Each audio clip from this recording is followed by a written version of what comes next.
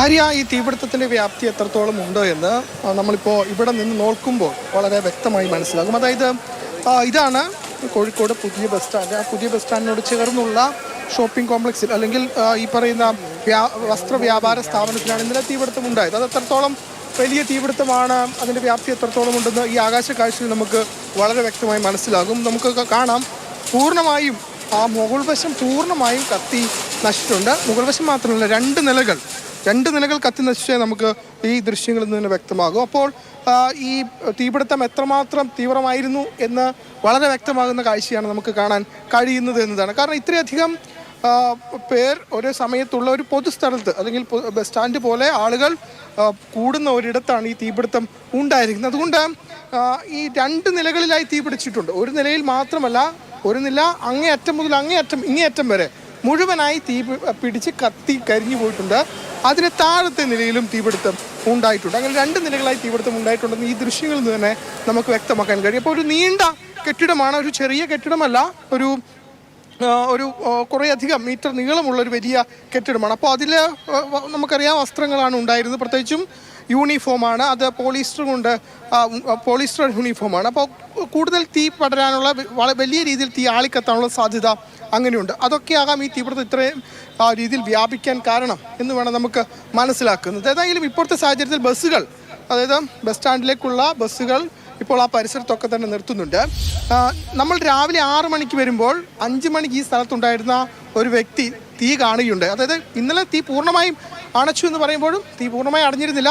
ഇന്ന് പുലർച്ചെ 5 മണിക്കും തീ കണ്ടു. പിന്നീട് ഫയർഫോഴ്സ് എത്തി ആ തീ 6 മണിയോടുകൂടി പൂർണ്ണമായും അണയ്ക്കാൻ കഴിഞ്ഞു. ഇപ്പോഴും ചെറിയ രീതിയിൽ പുക ഉള്ളിൽ നിന്നൊക്കെ വരുന്നുണ്ട്. കാരണം തുണിത്തരങ്ങളാണ് കത്തിയത്, അതുകൊണ്ടാകാം അവിടെ നിന്നും ഇപ്പോഴും പുക ഉയരുന്നത്. ഏതായാലും ബസ് സ്റ്റാൻഡിൽ ബസ്സുകളൊക്കെ കയറി തുടങ്ങി.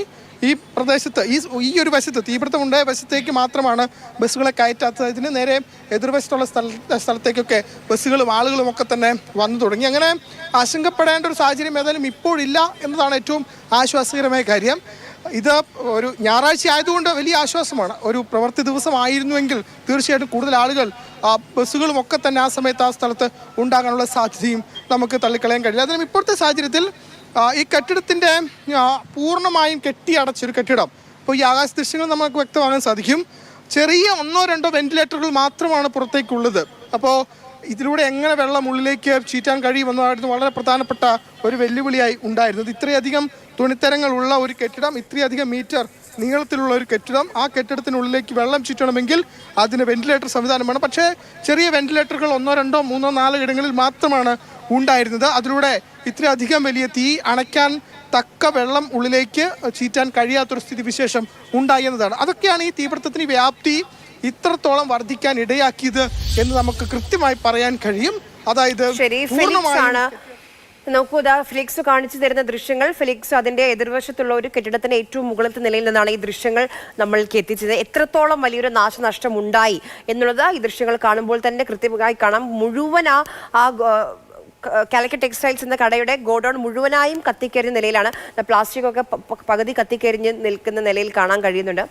അതോടൊപ്പം തന്നെ നിർമ്മാണത്തിന്റെ അപാകതയും അതിൽ നിന്ന് കൃത്യമായി ബോധ്യമാണ്. വളരെ ഇടുങ്ങിയ ഒരു സ്ഥലമാണിത്. അങ്ങേയറ്റം തൊട്ട് ഇങ്ങേയറ്റം വരെ കെട്ടി അടച്ചിരിക്കുന്ന ദൃശ്യങ്ങളാണ് നമ്മൾ കാണുന്നത്. അതുകൊണ്ട് തന്നെയാണ് ഈ തീപിടുത്തത്തിന്റെ വ്യാപ്തി ഇത്രയധികം കൂടിയതും. പിന്നെ ഫെലിക്സ് സൂചിപ്പിച്ചതുപോലെ തന്നെ ബണ്ടിൽ കണക്കിന് തുണിത്തരങ്ങളാണ് ഈ ഗോഡൌണിൽ ഉള്ളത്. അതൊക്കെ പോളിസ്റ്ററാണ്, പ്ലാസ്റ്റിക് കവറുകളിലാണ് ഇത് പൊതിഞ്ഞു വെക്കുന്നത്. അപ്പോൾ അതൊക്കെ തീ കൂടുതൽ ആളിപ്പടരാൻ കാരണമാക്കി എന്നുള്ളതാണ് നമുക്ക് മനസ്സിലാകുന്നത്. എന്തായാലും ഈ ദൃശ്യങ്ങളിൽ നിന്നും വ്യക്തമാണ് ആ കെട്ടിടത്തിന്റെ നിർമ്മിതി എങ്ങനെയാണ് എന്നുള്ളത്. അങ്ങേയറ്റം തൊട്ട് ഇങ്ങേയറ്റം വരെ തകര ഷീറ്റുകൾ വെച്ച് കെട്ടിയടച്ച് സീൽഡ് ആയിട്ടുള്ള ഒരു കെട്ടിടമായിരുന്നു ഇത്. എന്തായാലും ആളപായമൊന്നും ഭാഗ്യവശാൽ ഉണ്ടായില്ല എന്നുള്ളതാണ് ഏറ്റവും എടുത്തു പറയേണ്ട ഒരു കാര്യം.